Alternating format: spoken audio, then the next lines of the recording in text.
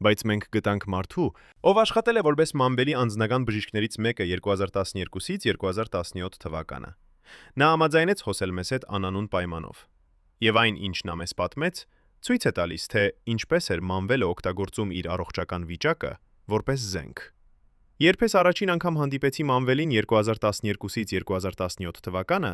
նա համաձայնեց խոսել մեզ հետ անանուն պայմանով, եւ այն, ինչ նա մեզ պատմեց, ցույց է տալիս, թե ինչպես էր Մամբելը օգտագործում իր առողջական վիճակը որպես զենք։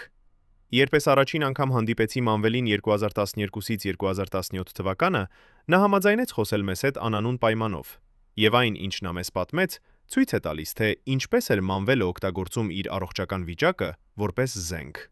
Երբ ես առաջին անգամ հանդիպեցի Մամբելին 2012-ից 2017 թվականը, նա համաձայնեց խոսել մեզ հետ անանուն պայմանով, եւ այն, ինչ նա մեզ պատմեց, ցույց է տալիս, թե ինչպես էր Մամբելը օգտագործում իր առողջական վիճակը որպես զենք։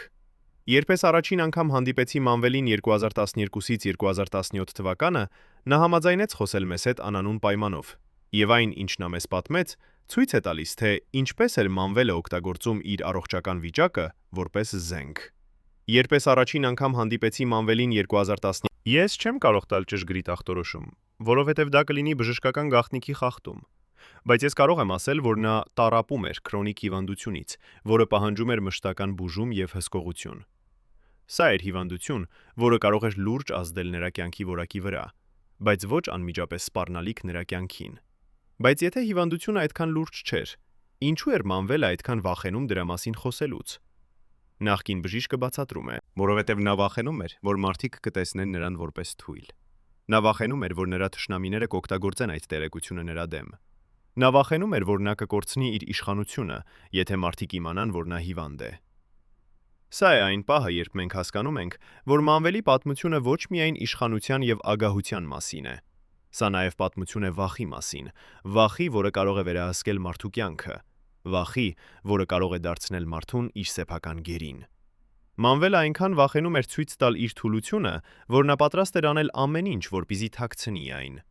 Եվ այդ ամեն ինչը ներառում էր բժշկական փաստաթղթերի կեղծում։ Նախկին բժիշկը պատմում է, որ Մամբելը պահանջեց նրանից գրել երկու տարբեր բժշկական եզրակացություններ։ Մեկը իրական, որը նկարագրում էր նրա իսկական առողջական վիճակը, եւ մյուսը կեղծ, որը ցույց էր տալիս, որ նա լիովին առողջ է։ Իրական եզրակացությունը պահվում էր նրա անձնական պահարանում, իսկ կեղծը օգտագործում է պաշտոնական փաստաթղթերի համար։ Ինչու էր Մամբելը պահանջում երկու տարբեր եզրակացություններ։ Նախկին բժիշկը բացատրում է, որովհետև նա ուզում էր ունենալ վերահսկողություն իր պատմության վրա։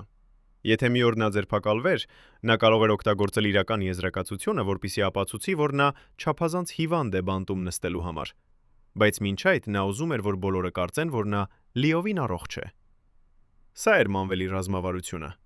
Նա միշտ մտածում էր մի քայլ առաջ, միշտ ուներ պահեստային պլան, միշտ պատրաստ էր օգտագործել ցանկացած զենք, որը նա ուներ, եւ նրա առողջությունը դարձավ նրա վերջին զենքը։ Բայց արդյոք այդ զենքը աշխատեց։ Արդյոք Մամբելը կարողացավ օգտագործել իր առողջական վիճակը, որպեսզի խուսափի արդարադատությունից։ Սա հարց է, որը մինչ օրս հուզում է հայ հասարակությանը։ Շատերը հավատում են, որ Մամբելը խաբեց համակարգը, որ նա օգտագործեց կեղծ բժշկական եզրակացություններ, որպեսզի խուսափի բանտից։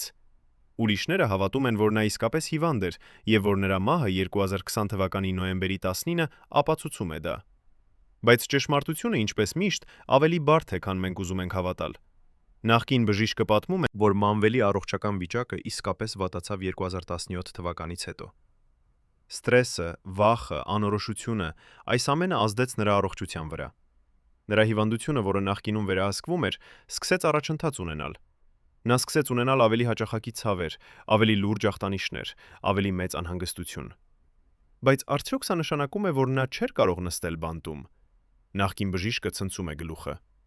Սա բարդ հարց է։ Բժշկական տեսանկյունից նա կարող էր ստանալ բուժում բանտում, բայց հոգեբանական տեսանկյունից բանտը կարող էր լուրջ վնասել նրա առողջությանը։ Սա էր մի իրավիճակ, որտեղ չկար պարզ պատասխան։ Եվ հենց այս անորոշությունն էր, որը Մամբելը օգտագործեց իր օգտին։ Նա գիտեր, որ եթե նա կարողանա ստեղծել բավականաչափ կասկած իր առողջական վիճակի մասին, նա կարող է խուսափել բանտից։ Եվ նա օգտագործեց բոլոր իր կապերը, բոլոր իր ռեսուրսները, բոլոր իր գիտելիքները, որպեսզի անի հենց դա։ Նա բերեց բժիշկներ, ովքեր գրեցին եզրակացություններ նրա օգտին։ Նա ներկայացրեց փաստաթղթեր, որոնք ցույց էին տալիս, որ նա չափազանց հիվանդ է բանտում նստելու համար։ Նա օգտագործեց յուրաքանչյուր իրավական բաց թողում, յուրաքանչյուր տեխնիկական մանրուք, յուրաքանչյուր հնարավոր փաստարկ։ Բայց արդյոք սա աշխատեց։ Արդյոք Մամբելը կարողացավ խաբել մահը եւ դատարանը։ Պատասխանը բարդ է։ Մի կողմից նա կարողացավ խուսափել բանտից։ Նա մնաց տանը, տնային կալանքի տակ, որտեղ նա կարող էր ստանալ բուժում եւ ապրել համեմատաբար հարմարավետ կյանքով։ Բայց մյուս կողմից նա չկարողացավ խուսափել իր վերջնական ճակատագրից։ Նա մահացավ 2020 թվականի նոյեմբերի 19-ը, երբ նրա գործը դեռ չէր ավարտվել, երբ նրա ճակատագիրը դեռ չէր որոշվել, երբ նրա պատմությունը դեռ չէր պատմվել։ Նախկին բժիշկը ասում է. Մամբելի մահը եղավ ողբերգություն բոլորի համար։ Նրա ընտանիքի համար, որը կորցրեց իր հայրը եւ ամուսնուն։ Նրա աջակիցների համար, ովքեր կորցրին իրենց ղեկավարին։ Բայց նաեւ նրա թշնամիների համար, որոնք երբեք չստացան այն արդարադատությունը, որը նրանք փնտրում էին։ Եվ ամբողջ հասարակության համար, որը երբեք չիմացավ ամբողջ ճշմարտությունը։ Արդյոք Մամբելի մահը եղավ բնական, թե կային այլ գործոններ, որոնք նպաստեցին դրան։ Նախկին բժիշկը լռում է երկար, ապա վերջապես խոսում։ Ես չեմ կարող պատասխանել այդ հարցին։ Ես չէի այնտեղ նրա վերջին օրերին, բայց ես կարող եմ ասել, որ սթրեսը, վախը, անորոշությունը, այս ամենը կարող է լուրջ ազդել նրա առողջության վրա։ Եվ երբ դու արդեն ունես քրոնիկ հիվանդություն, այդ գործոնները կարող են արագացնել վերջը։ Սա է Մամբելի պատմության ողբերգությունը։ Նա ապրեց որպես թագավոր, բայց մեռավ որպես գերի։ Նա ուներ ամեն ինչ, բայց կորցրեց ամեն ինչ։ Նա կարծում էր, որ նա կարող է վերահսկել իր ճակատագիրը, բայց վերջում նրա ճակատագիրը վերահսկեց նրան։ Եվ այժմ, երբ մենք նայում ենք հետադարձ հայացքով, մենք տեսնում ենք, որ Մամբելի պատմությունը ոչ միայն նրա պատմությունն է։ Սա մեր բոլորի պատմությունն է։ Պատմություն այն մասին, թե ինչպես է իշխանությունը կարող ապականել մարդուն, ինչպես է վախը կարող վերահսկել մարդու կյանքը, եւ ինչպես է ճակատագիրը վերջապես հասնում բոլորին, անկախ նրանից, թե որքան բարձր ես բարձրացել։ Բայց արդյոք սա վերջն է Մամբելի պատմության։ Արդյոք մենք իմացանք ամբողջ ճշմարտությունը,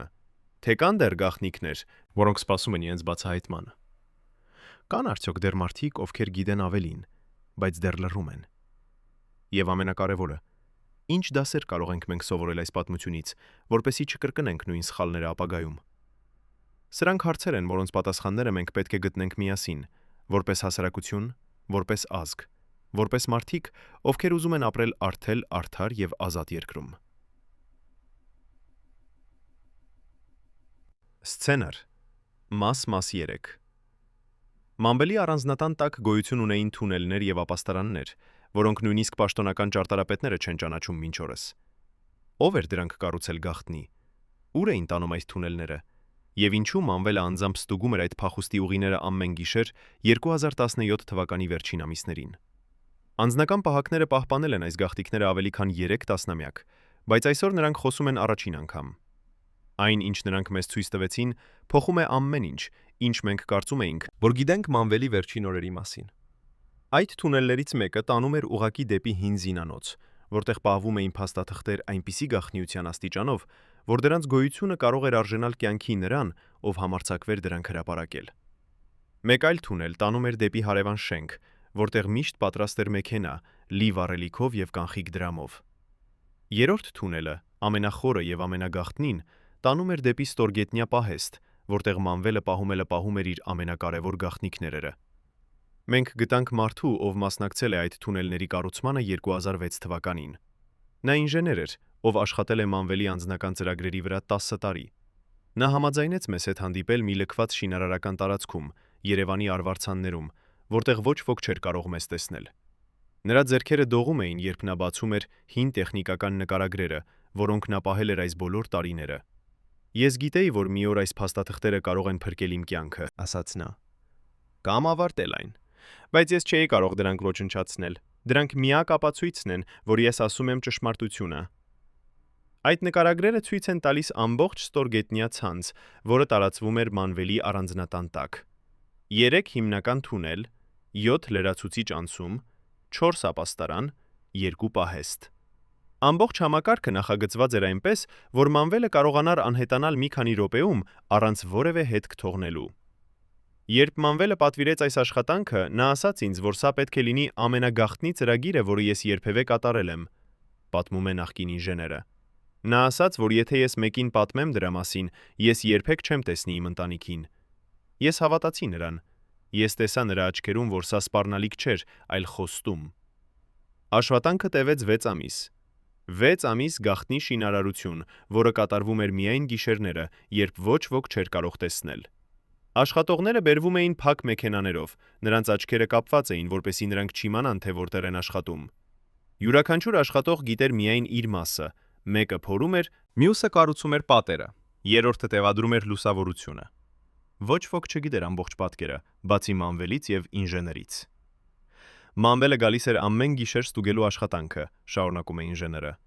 Նա իջնում էր թունելներ, ստուգում էր յուրաքանչյուր անկյուն, յուրաքանչյուր պատ, յուրաքանչյուր դուռ։ Նա ուզում էր համոզվել, որ ամեն ինչ կատարյալ է, որ ոչինչ չի կարող սխալ գնալ։ Բայց ինչու էր Մանվելը այդքան մտել այդքան մտահոգված փախուստի ուղիներով։ Արդյոք նա գիտեր ինչ-որ բան, ինչ-որ մյուսները չգիտեին։ Արդյոք նա նախազգուշացվել էր, որ մի օր նրան կհետապնդեն։ Ինժեները մտածում է մի պահ, ապա պատասխանում է. Մանվելը միշտ խոսում էր պատմության մասին։ Նա ասում էր, որ պատմությունը լի է մարդկանցով, ովքեր կարծում էին, որ իրենք անդորրագործելի են, բայց վերջում ընկան։ Նա ասում էր, որ խելացի մարդը միշտ պատրաստ է ամենավատին։ Նա ասում էր, որ միայն հիմարները հավատում են, որ իրենց իշխանությունը հավերժ է։ Սա ցույց է տալիս, որ Մանվելը, չնայած իր ամբողջ վստահությանը եւ իշխանությանը, խորքում գիտեր, Որ մի օր ամեն ինչ կարող է փլուզվել։ նա գիտեր, որ նա ստեղծել է թշնամիներ, որ նա կատարել է սխալներ, որ նա անել է բաներ, որոնց համար մի օր կարող է պատասխանատվություն կրել։ Եվ նա պատրաստվում էր այդ օրվան։ Նա կառուցեց իր փախուստի ուղիները, իր ապաստարանները, իր գաղտնի պահեստները։ Նա ստեղծեց համակարգ, որը պետք է նրան փրկեր, երբ ամեն ինչ այլ ձախողվեր։ Բայց արդյոք այդ համակարգը աշխատեց։ Արդյոք Մանվելը երբևէ օգտագործեց այդ թունելները։ Ինժեները ժպտում է դառնորեն։ 2017 թվականի ապրիլին, երբ իրավիճակը սկսեց վատանալ, Մանվելը զանգահարեց ինձ։ Նա ասաց, որ նա ուզում է, որ ես գամ եւ ստուգեմ թունելները, համոզվեմ, որ ամեն ինչ թդեռ աշխատում է։ Ես գնացի այնտեղ գիշերը, եւ ես տեսա, որ Մանվելը արդեն պատրաստել էր ամեն ինչ։ Պահեստներում կային սնունդ, ջուր, դեղամիջոցներ, հագուստ։ Մեքենան լի էր վառելիքով։ Փաստաթղթերը պատրաստ էին փաթեթավորված։ Նա պատրաստ էր փախչել ցանկացած պահի։ Բայց նա երբեք չփախավ։ Ինչու՞։ Ինչու Մանվելը, ով այդքան մանրակրկիտ պատրաստվել էր փախուստին, Վերջում չօգտագործեց իր փախուստի ուղիները։ ինժեները ցնցում է գլուխը։ Ես չգիտեմ, գուցե նա հավատաց, որ նա դեռ կարող է պայքարել, գուցե նա չուզեց թողնել իր ընտանիքը, գուցե նա պարզապես չուներ ուժ փախչելու համար։ Կամ գուցե նա հասկացավ, որ փախուստը ոչինչ չէր լուծի, որ նա չէր կարող փախչել իր անցյալից, իր սխալներից, իր ճակատագրից։ Սա է Մանվելի պատմության ողբերգությունը։ Նա ստեղծեց կատարյալ փախուստի պլան, բայց երբ եկավ պահը, նա չկարողացավ այն օգտագործել։ Նա կառուցեց իր փրկության ուղիները, բայց վերջում նա ընտրեց մնալ եւ դիմակայել իր ճակատագրին։ Արդյոք սա քաջություն էր, թե հիմարություն։ Արդյոք սա էր վերջնական ընդունում, թե պարզապես հուսահատություն։ Յուրաքանչյուրը պետք է որոշի իր համար։ Ինժեները պատմում է, որ վերջին անգամ, երբ նա տեսավ Մանվելին, գեներալը նստած էր իր գաղտնի գրասենյակում, շրջապատված փաստաթղթերով եւ հին լուսանկարներով։ Նա նայում էր այդ լուսանկարներ իր երիտասարդ օրերից, երբ նա էր պարզ զինվոր, երբ նա կռվում էր Արցախի համար, երբ նա հավատում էր, որ նա անում է ճիշտ բանը։ Եվ ես տեսա նրա աչքերում արցունքներ։ Առաջին անգամ բոլոր այն տարիների ընթացքում, որ ես ճանաչում էի նրան, ես տեսա նրան լացող։ Անվտանգության ծառայության արխիվներում պահվում են փաստաթղթեր, որոնք երբեք չեն հրապարակվել։ Փաստաթղթեր, որոնք կարող էին փոխել ամեն ինչ, եթե դրանք հրապարակվեին ժամանակին։ Բայց դրանք թաքնված էին, պաշտպանված էին, մոռացված էին, մինչև հիմա։ Մենք ստացանք մուտք այդ արխիվներ, եւ այն, ինչ մենք գտանք այնտեղ, ցույց է տալիս, թե ինչպես էր Մանվելը վերահսկում ոչ միայն իր սեփական պատմությունը, այլև ողջ համակարգի պատմությունը։ Կային փաստաթղթեր, որոնք ցույց էին տալիս, թե ինչպես էր Մանվելը ստանում տեղեկություններ իր թշնամիների մասին։ Կային փաստաթղթեր, որոնք ցույց էին տալիս, թե ինչպես էր նա օգտագործում այդ տեղեկությունները, որպեսզի շանտաժի, սպառնա, վերահսկի։ Կային փաստաթղթեր, որոնք ցույց էին տալիս, թե ինչպես էր նա ստեղծել ամբողջ ցանց լրտեսների, տեղեկատուների, դավաճանների։ Նախկին անվտանգության սպան, ով աշխատել է արխիվների բաժնում 2012-ից 2017 թվականը, պատմում է մեզ, թե ինչ է պահվում այդ գաղտնի պահարաններում։ Մանվելի անձնական ֆայլը ամենահաստն էր, որը ես երբևէ տեսել եմ։ Ասում է նա։ Հազարավոր էջեր, զեկույցներ, հաշվետվություններ, լուսանկարներ, զույսանկարներ, ձայնագրություններ, ամեն ինչ, ինչ նա երբևէ արել է, ամեն ինչ, ինչ նա երբևէ ասել է, ամեն ինչ, ինչ նա երբևէ պլանավորել է։ Բոլորը գրանցված, բոլորը պահպանված, բոլորը պատրաստ օգտագործման համար, երբ անհրաժեշտ լինի։ Բայց ով էր հավաքում այս ամբողջ տեղեկությունը։ Ով էր հետևում Մանվելին այդքան մանրակրկիտ։ Նախկին սպան բացատրում է. Սա էր համակարգ, որը գոյություն ուներ տասնամյակներ շարունակ։ Համակարգ, որը հետևում էր բոլորին՝ պաշտոնյաներին, զինվորականներին, բիզնեսմեններին, նույնիսկ հասարակ քաղաքացիներին։ Բայց Մանվելի դեպքում հետևողությունը էր հատկապես ինտենսիվ, որովհետև նա էր մարդ, ով ուներ չափազանց շատ իշխանություն, չափազանց շատ գիտելիքներ, չափազանց շատ կապեր։ Համակարգը վախենում էր նրանից, նույնիսկ երբ նա էր համակարգի մաս։ Սա է պարադոքսը։ Մանվելը կարծում էր, որ նա վերահսկում է համակարգը, բայց իրականում համակարգը վերահսկում էր նրան։ Նա կարծում էր, որ նա հավաքում է տեղեկություններ մյուսների մասին, բայց իրականում մյուսները հավաքում էին տեղեկություններ նրա մասին։ Նա կարծում էր, որ նա խաղում է խաղը, բայց իրականում նա էր խաղացվում։ Եվ երբ եկավ պահը, երբ համակարգը որոշեց, որ Մանվելը դարձել է վտանգ, այն օգտագործեց բոլոր այդ տեղեկությունները նրա դեմ։ Նախկին սպան ցույց է տալիս մեզ մի փաստաթուղթ, որը հատկապես հետաքրքիր է։ Սա է զեկույց, որը գրվել է 2016 թվականին, 1 տարի առաջ, քան Մանվելը ձերբակալվեց։ Այդ զեկույցում նշված է, որ Մանվելը սկսել է վարվել կասկածելի կերպով, որ նա սկսել է հանդիպել մարդկանց, որոնց նա նախկինում չէր հանդիպում, որ նա սկսել է տեղափոխել գումարներ արտասահման, որ նա սկսել է պատրաստվել ինչ-որ բանի։ Այդ զեկույցը էր առաջին նախազգուշացումը, ասում է նախկին սպան։ Այն ցույց էր տալիս, որ Մանվելը գիտեր, որ ինչ-որ բան սխալ է, որ նա զգում էր վտանգը, որ նա պատրաստվում էր պաշտպանվել։ Բայց ինչպես էր Մանվելը իմացել, որ նա վտանգի մեջ է։ Ով էր նրան նախազգուշացրել։ Նախկին սպան ժպտում է դառնորեն։ Մանվելը ուներ իր սեփական լրտեսները համակարգի ներսում։ Մարդիկ, ովքեր տեղեկացնում էին նրան այն մասին, թե ինչ է տեղի ունենում, ինչ է պլանավորվում, ով է խոսում նրա մասին։ Սա էր խաղ, որտեղ բոլորը լրտեսում էին բոլորի վրա, եւ ոչ ոք չէր վստահում ոչ ոքի։ Այդ զեկույցում կա նաև ցուցակ մարդկանց, ում Մանվելը հանդիպել է այդ ժամանակաշրջանում։ Մի քանի անուններ մեզ ծանոթ են՝ բարձրաստիճան պաշտոնյաներ, հայտնի բիզնեսմեններ, ազդեցիկ քաղաքական գործիչներ։ Բայց կան նաև անուններ, որոնք մեզ անծանոթ են, անուններ, որոնք երբեք չեն հայտնվել հանրային տարածքում։ Ով էին այդ մարդիկը։ Ինչու էր Մանվելը հանդիպում նրանց։ Ինչ էին նրանք քննարկում այդ գաղտնի հանդիպումներում։ Նախկին սպան բացատրում է. այդ մարդիկ էին Մանվելի վերջին հույսը։ Մարդիկ, ովքեր կարող էին նրան օգնել, եթե ամեն ինչ այլ ձախողվեր։ Մարդիկ, ովքեր ուներին կապեր արտասահմանում, ովքեր կարող էին կազմակերպել փախուստ, ովքեր կարող էին ապահովել նոր ինքնություն, նոր կյանք։ Բայց վերջում նրանցից ոչ մեկը չօգնեց նրան։ Երբ եկավ պահը, նրանք բոլորը անհետացան, նրանք բոլորը մերժեցին նրան, նրանք բոլորը ընտրեցին իրենց սեփական անվտանգությունը։ Սա է դավաճանության ամենաբարձր ձևը։ Ոչ թե այն, երբ քո թշնամին քեզ դավաճանում է, այլ այն, երբ քո վերջին հույսերը քեզ դավաճանում են։ Երբ այն մարդիկը, ում դու վստահեցիր քո կյանքը, քեզ թողնում են միայնակ քո ամենամութ պահին։ Մանվելը զգաց այդ դավաճանությունը իր վերջին օրերին, եւ այն ավելի ցավոտ էր, քան ցանկացած ֆիզիկական ցավ, որը նա երբևէ զգացել էր։ Բայց արխիվներում կա նաև մեկ այլ փաստաթուղթ, որը հատկապես շոկային է։ Սա է ցուցակ բոլոր այն փաստաթղթերի, որոնք ոչնչացվել են Մանվելի ձերբակալումից հետո։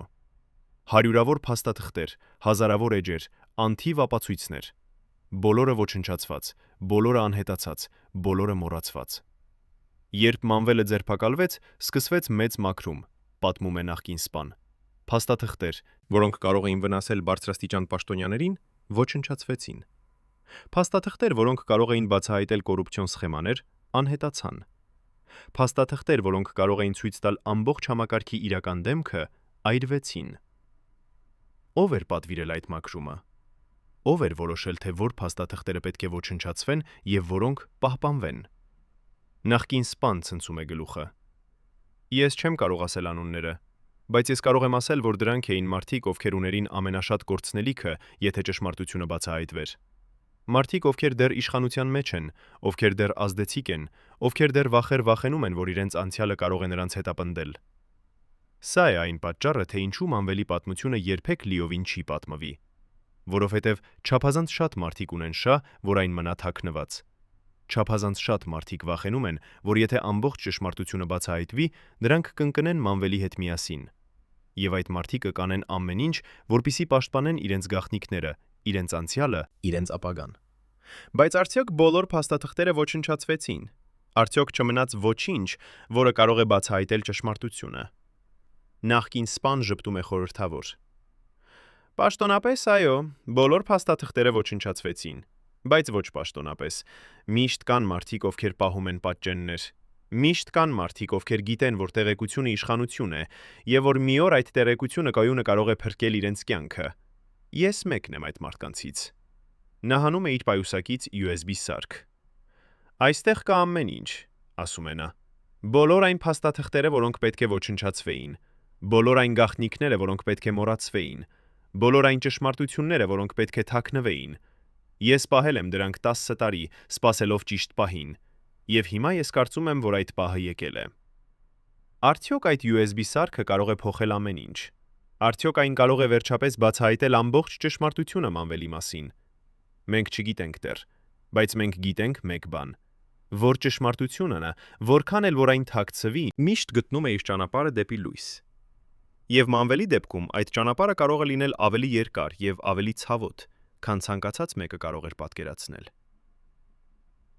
Մանվելի առողջական վիճակը վերջին տարիներին դարձել էր նրա ամենամեծ գաղտնիքը եւ միաժամանակ նրա ամենամեծ զենքը։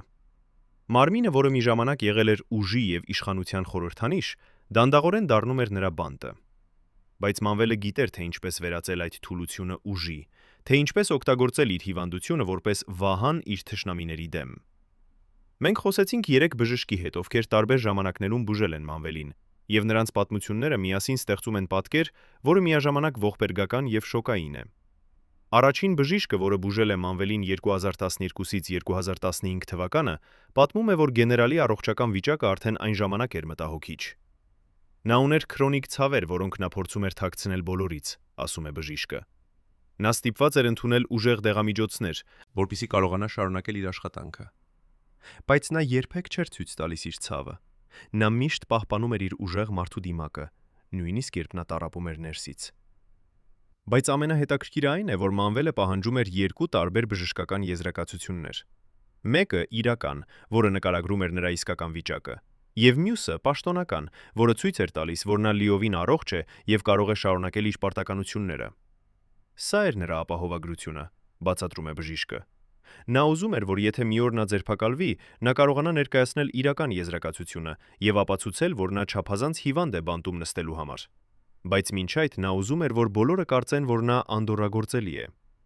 Երկրորդ բժիշկը, որը բուժել է Մանվելին 2015-ից 2017 թվականը, պատմում է, որ գեներալի վիճակը սկսել է վատանալ այդ ժամանակաշրջանում։ Սթրեսը, անքնությունը, անընդհատ անհանգստությունը, այս ամենը ազդում էր նրա առողջության վրա, ասում է բժիշկը։ Նա սկսեց ունենալ ավելի հաճախակի ցավեր, Ավելի լուրջ ախտանիշներ։ Նրա մարմինը սկսեց հանձնվել։ Բայց նա դեռ հրաժարվում էր ընդունել դա։ Նա դեռ պնդում էր, որ նա կարող է շարունակել, որ նա կարող է պայքարել։ Այդ ժամանակաշրջանում Մանվելը սկսեց ընդունել ավելի ուժեղ դեղամիջոցներ։ Դեղամիջոցներ, որոնք թեթևացնում էին ցավը, բայց միաժամանակ ազդում էին նրա մտավոր կարողությունների վրա։ Կային օրեր, երբ նա դժվարությամբ էր կարողանում կենտրոնանալ, պատմում է բժիշկը։ Կային օրեր, երբ նա մոռանում էր բաներ, որոնք նա նախկինում երբեք չէր մոռանում։ Կային օրեր, երբ նա դառնում էր շփոթված, անորոշ, կորած։ Բայց նա դեռ հրաժարվում էր դադարեցնել դեղամիջոցները, որովհետև առանց դրանց ցավը էր անտանելի։ Սա է այն պահը, երբ մենք հասկանում ենք, որ Մանվելի վերջին տարիները եղան անընդհատ պայքար իր սեփական մարմնի դեմ։ Պայքար, որը նա գիտեր, որ վերջապես կկորցնի, բայց որը նա չէր ուզում հանձնվել։ Նա փորձում էր վերահսկել իր մարմինը նույն կերպ, ինչպես նա վերահսկում էր ամեն ինչ այլ իր կյանքում։ Բայց մարմինը չի ենթարկվում կամքին այնպես, ինչպես մարդիկը կամ համակարգը։ Մարմինը ունի իր սեփական օրենքները, եւ վերջապես այդ օրենքները հաղթեցին։ Երրորդ բժիշկը, որը բուժել է Մանվելին նրա վերջին ամիսներին, պատմում է, որ գեներալի վիճակը դարձել էր քննադատական։ Նրա առողջությունը արագորեն վատանում էր։ ասում է բժիշկը։ Նրա մարմինը այլևս չէր արձագանքում բուժմանը այնպես ինչպես նախկինում։ Նա դառնում էր ավելի թույլ, ավելի հոգնած, ավելի անզոր։ Բայց նույնիսկ այդ վիճակում նա դեռ փորձում էր պահպանել վերահսկողությունը։ Նա դեռ պահանջում էր, որ ես գրեմ եզրակացություններ, որոնք ցույց կտային, որ նա կարող է շարունակել իր կյանքը տանը, որ նա չի կարող տեղափոխվել բանտ։ Բայց արդյոք Մանվելը իսկապես այդքան հիվանդ էր, որ չէր կարող նստել բանտում։ Թե սա էր պարզապես խելացի ռազմավարություն, որը նա օգտագործում էր որպեսզի խուսափի արդարադատությունից։ Բժիշկը լռում է երկար, ապա վերջապես պատասխանում է. Սա բարդ հարց է։ Բժշկական տեսանկյունից նա իսկապես ուներ լուրջ առողջական խնդիրներ։ Բայց արդյոք այդ խնդիրները այնքան լուրջ էին, որ նա չէր կարող նստել բանտում։ Սա արդեն իրավական հարց է, ոչ թե բժշկական։ Ես կարող եմ միայն ասել, որ նրա վիճակը պահանջում էր մշտական բժշկական հսկողություն եւ բուժում։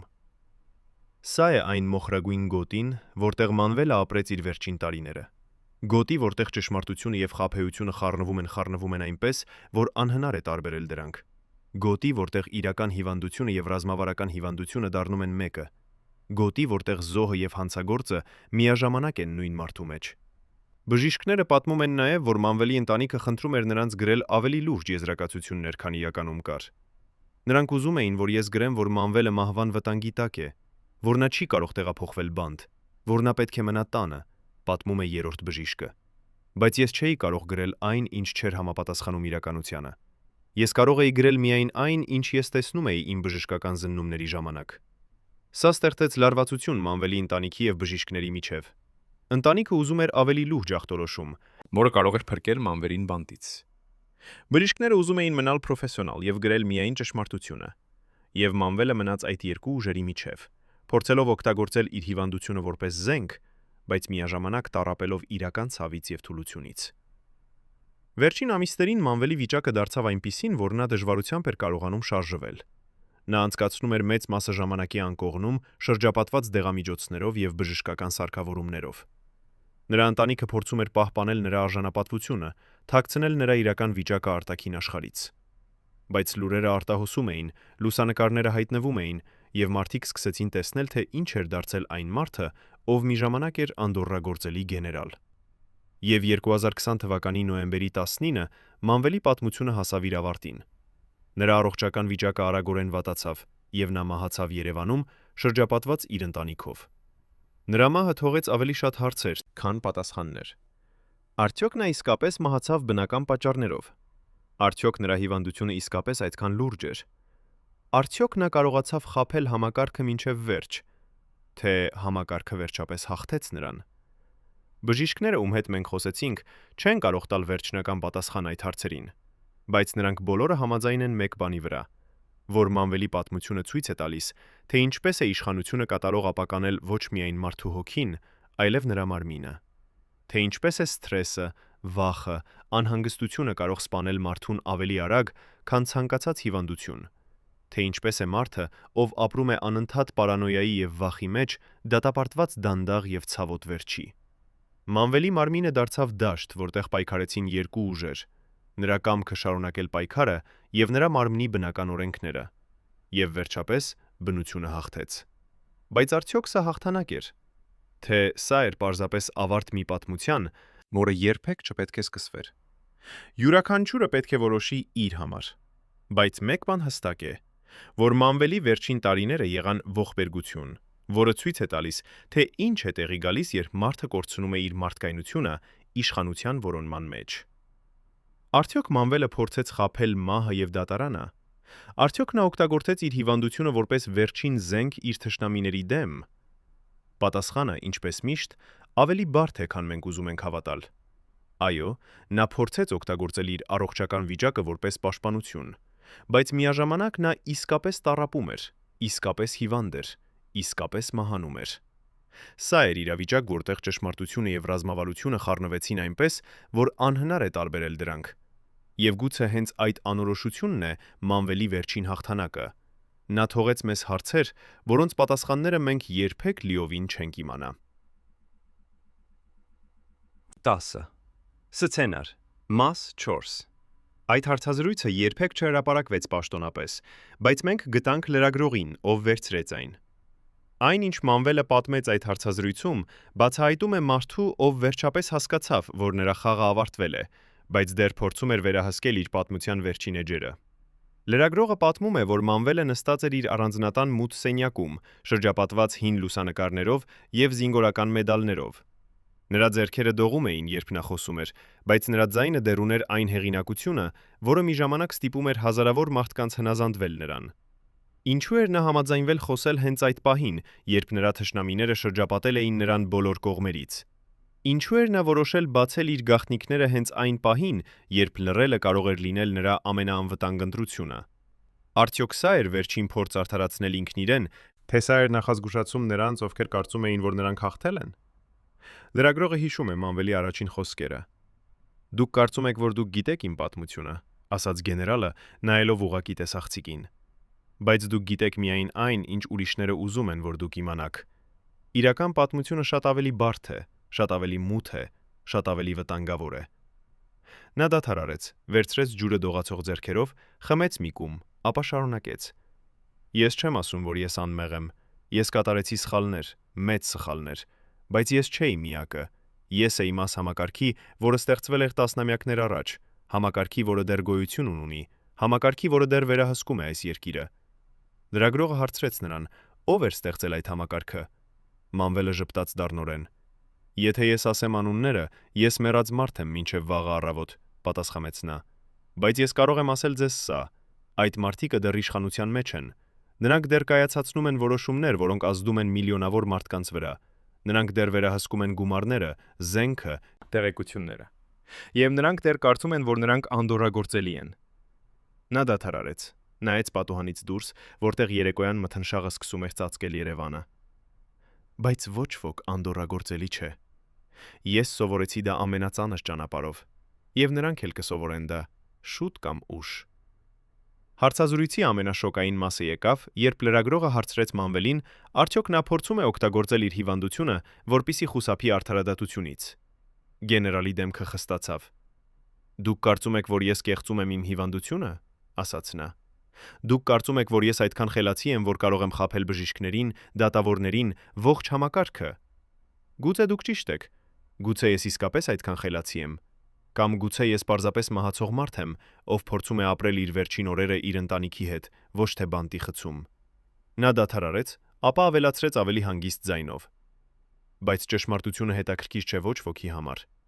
Մարդիկ ուզում են հավատալ, որ ես չար եմ, որ ես հանցագործ եմ, որ ես արժանի եմ ամենավատ պատժին։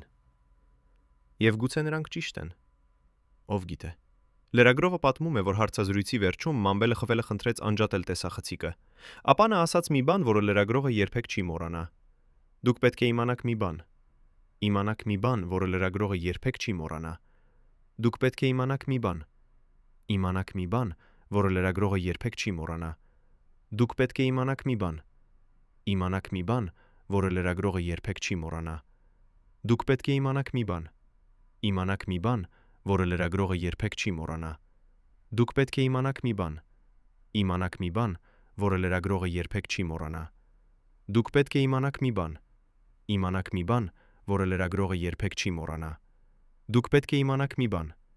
Իմանաք մի բան, որը լրագրողը երբեք չի մոռանա։ Դուք պետք է իմանաք մի բան։ Իմանաք մի բան, որը լրագրողը երբեք չի մոռանա։ Դուք պետք է իմանաք մի բան։ Իմանաք մի բան, որը լրագրողը երբեք չի մոռանա։ Դուք պետք է իմանաք մի բան։ Իմանաք մի բան, որը լրագրողը երբեք չի մոռանա։ Դուք պետք է իմանաք մի բան։ Իմանաք մի բան, որը լրագրողը երբեք չի մոռանա։ Դուք պետք է իմանաք մի բան։ Իմանաք մի բան, որը լրագրողը երբեք չի մոռանա։ Դուք պետք է իմանաք մի բան։ Իմանաք մի բան, որը լրագրողը երբեք չի մոռանա։ Դուք պետք է իմանաք մի բան։ Իմանաք մի բան, որը լրագրողը երբեք չի մոռանա։ Դուք պետք է իմանաք մի բան։ Իմանաք մի բան, որը լրագրողը երբեք չի մոռանա։ Դուք պետք է իմանաք մի բան։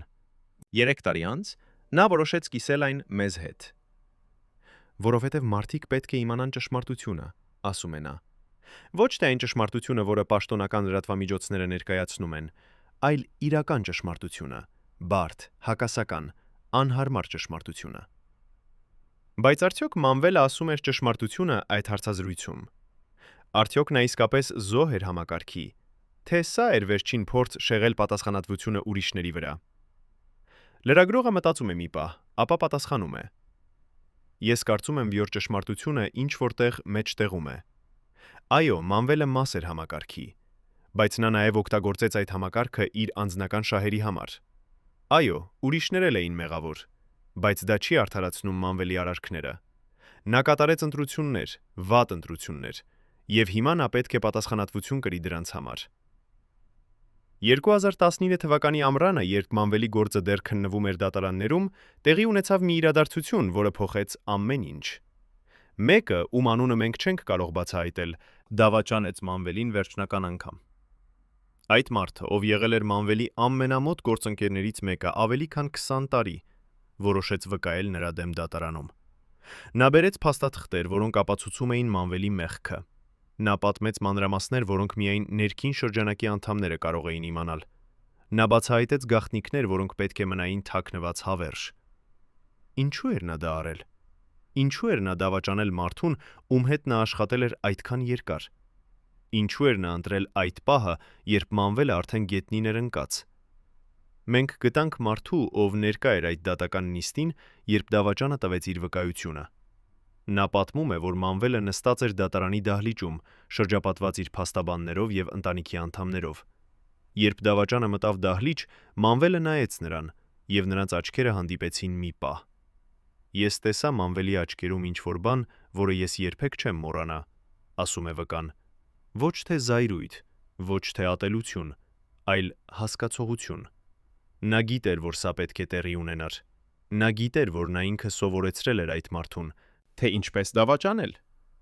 Եվ հիմա այդ մարդը պարզապես կիրառում էր այն դասերը, որ Մանվելը նրան տվել էր։ Դավաճանը խոսեց 3 ժամ։ 3 ժամ նա պատմեց մանրամասներ այն մասին, թե ինչպես էր Մանվելը կառուցել իր կայսրությունը, ինչպես էր նա օգտագործում հումանիտար օգնությունը իր անձնական շահերի համար, ինչպես էր նա ստեղծել ցանց կոռուպցիայի, որը տարածվում էր ամբողջ երկրում, ինչպես էր նա շանտաժում, սպառնում, վերահսկում բոլորին, ովքեր փորձում էին դիմակայել նրան։ Յուրաքանչյուր նախադասություն էր հարված, յուրաքանչյուր մանրամասն էր դանակի հարված, յուրաքանչյուր փաստ էր մեկ այլ ապացույց Մանվելի մեղքի։ Բայց ամենաշոկայինը եկավ վերջում,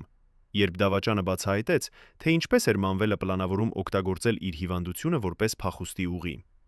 Նա ներկայացրեց փաստաթղթեր, որոնք ցույց էին տալիս, որ Մանվելը վճարել էր բժիշկներին, որպեսզի նրանք գրեն կեղծ բժշկական եզրակացություններ, որ նա ստեղծել էր ամբողջ սխեմա, որը պետք է նրան թույլ տար խուսափել բանտից, որ նա պլանավորել էր ամեն ինչ տարիներ առաջ, նախազգուշացված լինելով, որ մի օր նա կարող է ձերբակալվել։ Մանվելը միշտ մտածում էր մի քայլ առաջ, ասաց դավաճանը դատարանում։ Նա միշտ ուներ պահեստային պլան, միշտ ուներ փախուստի ուղի, միշտ ուներ ինչ-որ բան, որը կարող էր նրան փրկել, եւ նրա հիվանդությունը դարձավ նրա վերջին փրկության քարտը։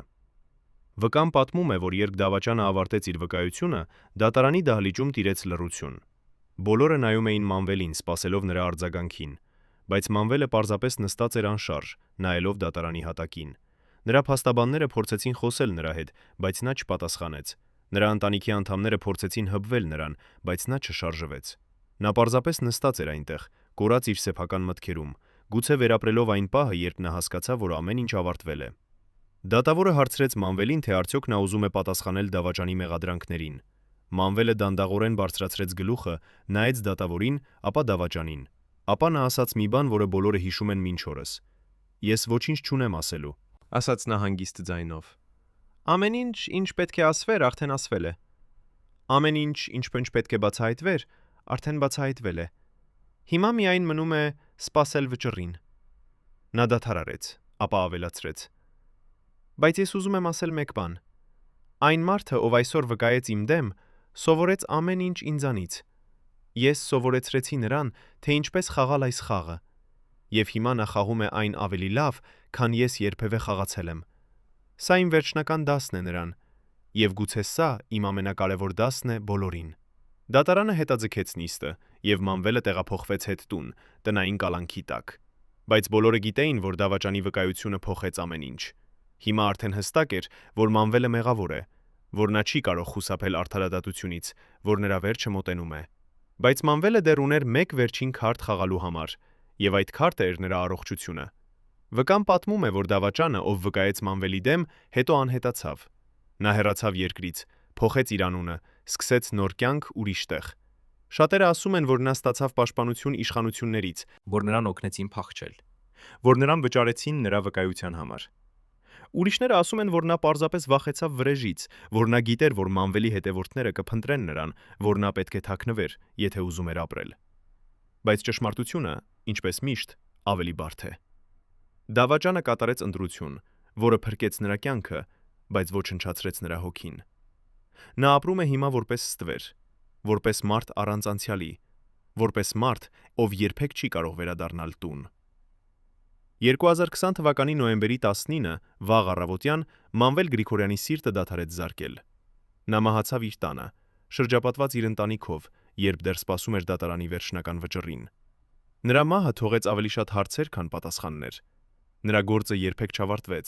նրա մեղքը երբեք չհաստատվեց պաշտոնապես, նրա պատմությունը երբեք լիովին չպատմվեց։ Նա մեկնեց այս աշխարհից որպես մարդ, ում մասին բոլորը ունեին կարծիք, բայց ոչ ոք իսկապես չգիտեր ճշմարտությունը։ Նրա հուղարկավորությունը թյունը եղավ փակ, միայն ընտանիքի եւ մոտ ընկերների համար։ Բայց հազարավոր մարդիկ եկան հարգանքի տուրք մատուցելու, ոմանք որպես նախկին զինակիցներ, ոմանք որպես մարդիկ, ում նա օգնել էր, ոմանք պարզապես որպես հայրենասերներ, ովքեր հիշում էին նրան որպես Արցախի հերոս։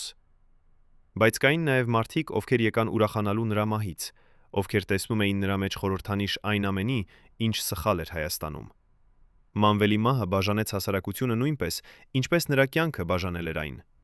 Նրա ընտանիքը հրապարակեց հայտարարություն, որտեղ ասվում էր, որ Մանվելը մահացել է բնական պատճառներով, որ նա տառապել է լուրջ հիվանդությունից, որ նա պայքարել է մինչև վերջ։ Բայց շատերը չհավատացին։ Շատերը ասացին, որ սա էր չափազանց հարմար, չափազանց ժամանակին, չափազանց կասկածելի։ Շատերը հարցրին, արդյոք Մանվելը իսկապես մահացել է բնական մահով, թե կային այլ գործոններ։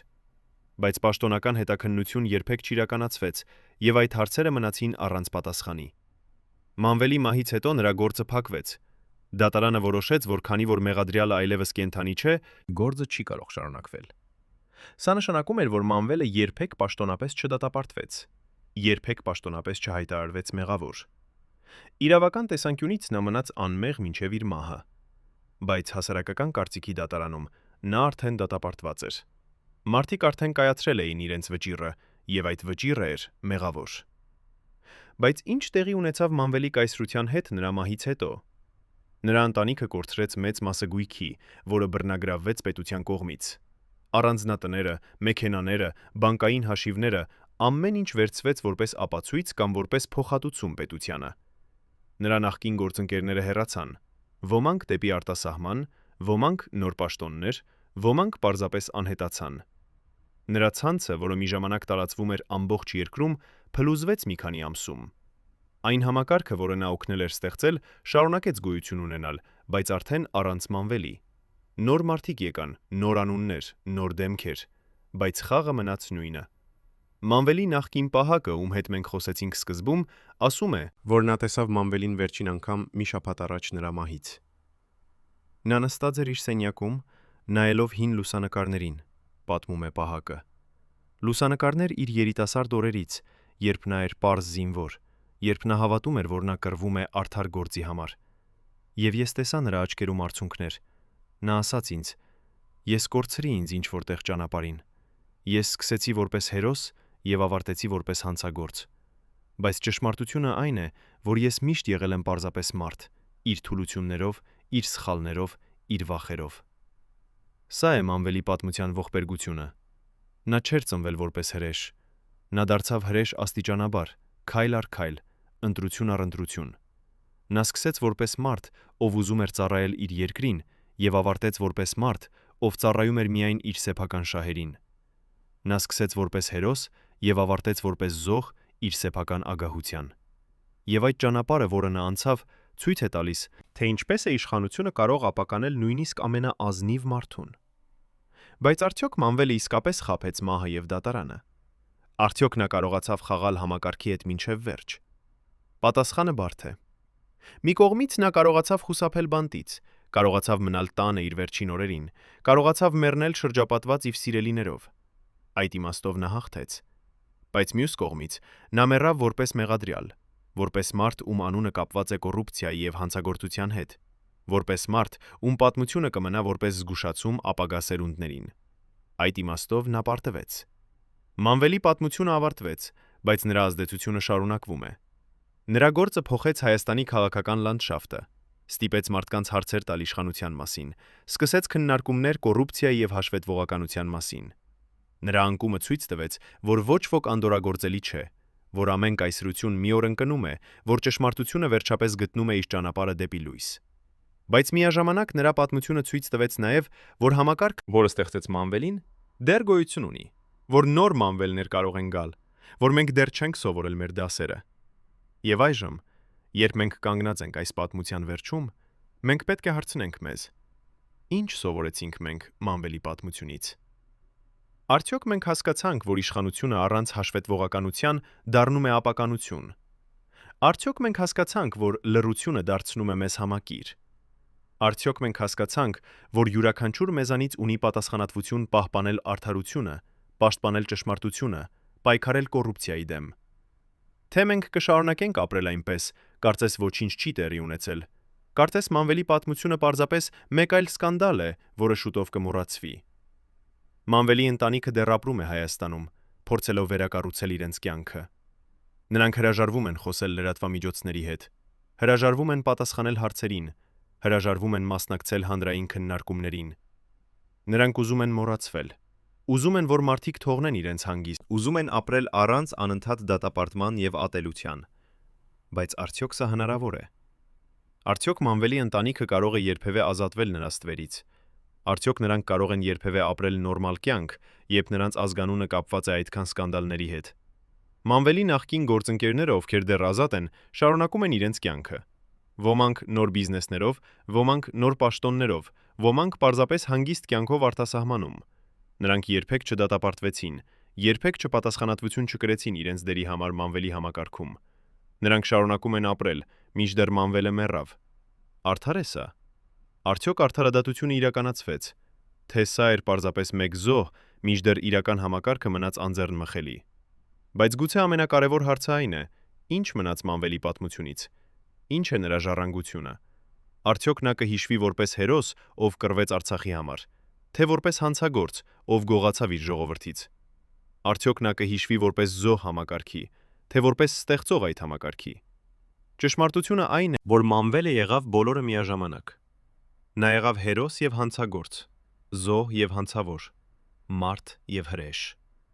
Եվ հենց այդ բարդությունն է, որը դարձնում է նրա պատմությունը այդքան կարևոր։ Մանվելի պատմությունը ցույց է տալիս, որ կյանքը ոչ թե սև ու սպիտակ է, այլ մոխրագույն երանգների անվերջ սպեկտր,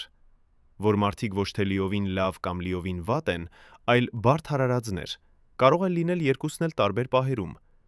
որ համակարգը, որը մենք ստեղծում ենք, կարող է ապականել նույնիսկ լավագույններին, եւ որ մենք բոլորս ունենք պատասխանատվություն ստեղծել ավելի լավ համակարգ, ավելի արդար հասարակություն, ավելի լի թափանցիկ իշխանություն։ Բայց արդյոք մենք կսովորենք այս դասերը։ Արդյոք Մանվելի պատմությունը կփոխի մեզ, թե մենք կշարունակենք նույն սխալները, կստեղծենք նոր Մանվելներ, կթույլ տանք, որ պատմությունը կրկնվի։ Սա հարց է, որին պատասխանել պետք է յուրաքանչյուր մեզանից։ Սա հարց է, որը կորոշի մեր ապագան որպես ազգ, որպես հասարակություն, որպես երկիր։ Մանվել Գրիգորյանի պատմությունը ավարտվեց 2020 թվականի նոյեմբերի 19-ը, բայց այն հարցերը, որ նա թողեց, դեռ մնում են։ Այն գաղտնիքները, որ նա տարավ իր հետ գերեզման, դեռ սպասում են իրենց բացահայտմանը։ Այն համակարգը, որը նա օգնեց ստեղծել, դեռ գոյություն ունի։ Եվ մենք, որպես հասարակություն, դեռ պետք է որոշենք, ինչ ենք մենք անելու այդ ամենի հետ։ Գուցե Մանվելի ամենամեծ ժառանգությունը ոչ թե այն է, ինչ նա արեց, այլ այն հարցերը, որ նա ստիպեց մեզ տալ։ Հարցեր իշխանության, կոռուպցիայի, արդարադատության, ճշմարտության մասին։ Հարցեր, որոնց պատասխանները կորոշեն մեր ապագան։ Եվ եթե մենք կարողանանք գտնել այդ պատասխանները, եթե մենք կարողանանք սովորել Մանվելի սխալներից, ապա գուցե նրա պատմությունը չի լինի զուր։ Գուցե նրա ողբերգությունը կդառնա մեր դաս, նրա անկումը մեր զգուշացում, նրա մահը մեր արթնացում։ Հարգելի հեռուստադիտողներ, եթե դուք հետևել եք այս ողբերգական պատմությանը մինչև վերջ, գրեք մեկնաբանություններում, թե որ քաղաքից եք։ Մեզ համար կարևոր է իմանալ, Թե որտեղ է Մանվել Գրիգորյանը դեռ հիշվում։ եւ բաժանորդագրվեք ալիքին, որpիսի չբաց թողնեք ճշմարտությունը պատմության կուռքերի մասին։